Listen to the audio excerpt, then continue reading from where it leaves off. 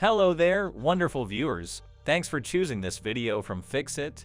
Join Fixit on a journey of knowledge and creativity. Today, I will show you how to reset Safari browser on iPhone. Remember to subscribe and click the bell icon so you don't miss any Fixit magic. Let's get started. First of all, open Setting, then scroll down. Tap the Safari browser app. Scroll down. Now tap Advanced.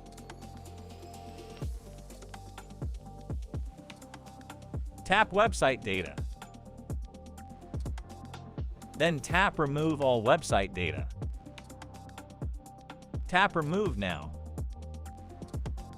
Go back and scroll down to General. Tap iPhone Storage. Find out the Safari browser. From here, you can also remove History Downloads extension. Once you're going to delete all of that, your browser will be reset.